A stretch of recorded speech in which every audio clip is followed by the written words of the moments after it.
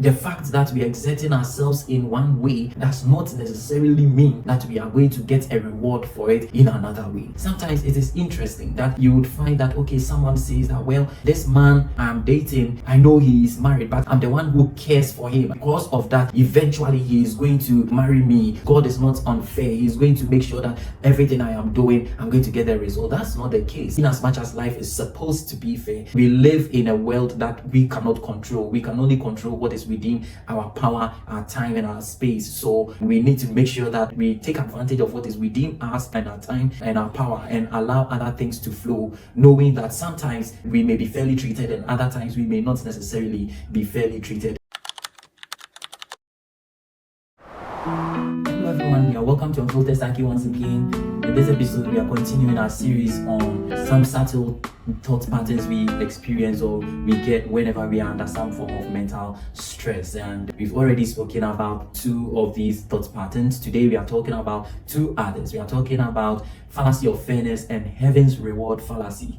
These are interesting thought patterns that you may notice whenever you're going through some form of mental stress. And if you do, make every effort to work through them, and if you can't, bring it up with your therapist and work through them so that they don't hold you bound. Now, fallacy of fairness is the thought pattern which holds you to believing that everything must be fair and questioning the fairness about life and about situations in one's life. Yes, it is true that ideally life should be fair, ideally that things should be fair and things must work out in a balanced way. But the truth about life is that things may not be really fair and things may not balance the way we want it to be. So for example, you may do all the work at your workplace and still not be appreciated for it, and sometimes it might feel like, oh, this is so unfair, and that can plunge you into some form of hostility and bitterness. And these two emotional states can cripple you and destroy you, because once you are hostile, you begin to underperform, you begin to do things that you're not necessarily supposed to do, you begin to undermine people,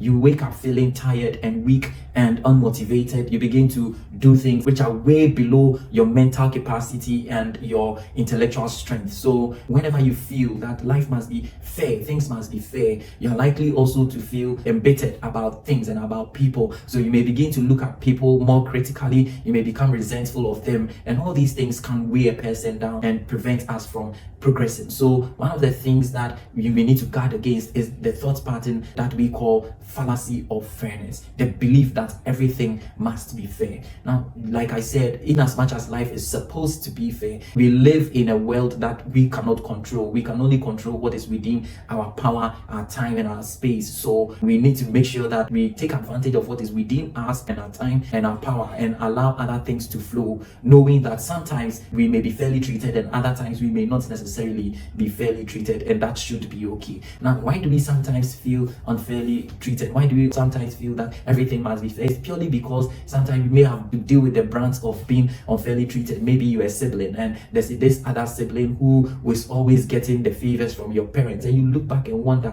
am I really my mother's child? Why does mommy treat me this way? I will clean the house, I will mop the place, I will do this, I'll do that, I'll cook, and I don't get any reward for this. But whenever this other sibling of mine who doesn't do this and that does the little thing, then mommy does this for the person, or daddy does this for the person, and that can make you feel unfairly treated and resentful and hostile, and all these things can weigh us down. And we need to recognize that it is called a fallacy because it is not true. We cannot control how people behave towards other people. People have their own reasons why they may do things. You may be the first to report at work, but there may be a strange reason why your boss may be treating that other person who doesn't report as early as you do or work as much as you do differently than you. It could be anything. It could be as simple as maybe your boss knowing something about them that you don't know. It could be as simple as your boss gelling more with them because there's some form of personality gel. It could be as simple as your boss understanding them from a certain perspective.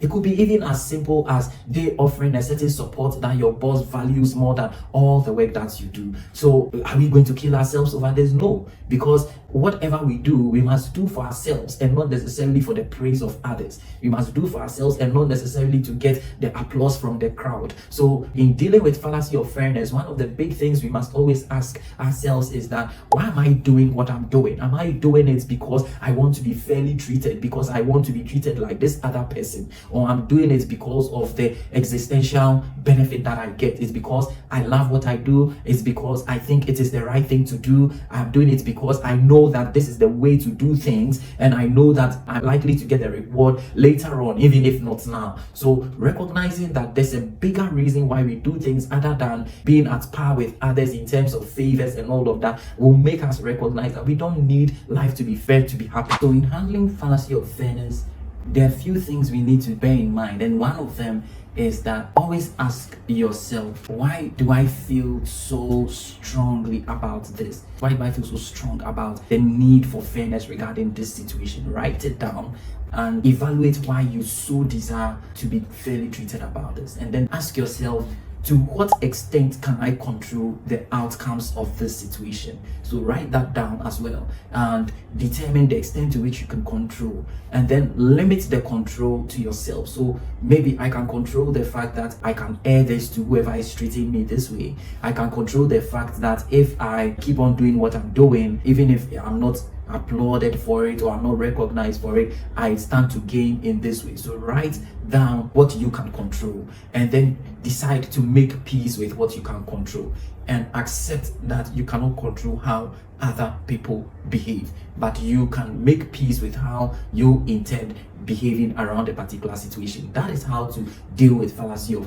fairness. When you notice it's becoming pervasive, again, talk to your mental health practitioner, talk to your psychologist about it. That you've noticed that most of the time you think in fair terms, you want everything to be fair, and it makes you hostile, it makes you resentful of people, it makes you underperform, it makes you feel demoralized. Talk to your therapist about it and have the person work with you along these lines. So these are ways to deal with fallacy of fairness. The other one I want to bring your awareness to is what we call heaven's reward fallacy. The belief that whatever we do, God is going to reward us. Whatever we do, there must be a hand somewhere that will make things work and reward us. Sometimes it is just the belief that, oh, as for me, because I have done this, I'm going to get this result, or because I have done that, I'm going to get that result. So sometimes it is interesting that you would find that, okay, someone says that, well, this man I'm dating, I know he is married, but I'm the one who treats him well, I'm the one who cares for him, I'm the one who is there for him. Because of that, eventually he is going to marry me, or eventually he is going to come and live with me, and all those kinds of things. God is not unfair. He's going to make sure that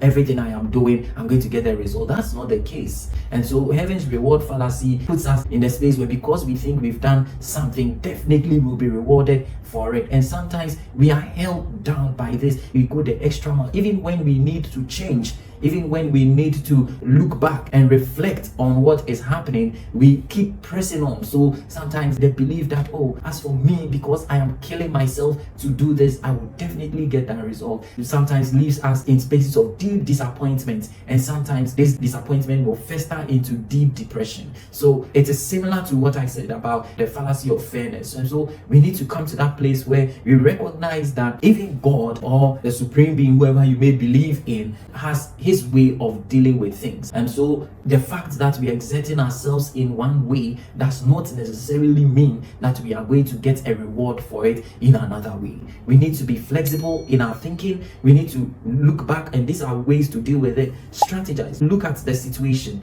and look at it in proper context. Find out, am I doing this because I just want to be rewarded for what I'm doing, or even if I am not rewarded for it, it is still okay. Once you're able to do this, you are likely to tone down on the way you possibly exert yourself in certain situations. You are likely not to overestimate situations. You are likely to disassociate from situations that you possibly would have exerted yourself years, months, and almost a whole life to resolve. So when you begin to think along these lines, know that it means that you are possibly under significant stress. It means that you are possibly going going through some form of emotional strain that you may not have put a finger on up to this point. And it's always important that once again you talk to a mental health practitioner about it and work through it. There's so much benefit in talking to a mental health practitioner about these subtle things, especially when we notice them, because we have the knowledge and the information now. Because sometimes these things can cripple us, they can hinder our progress,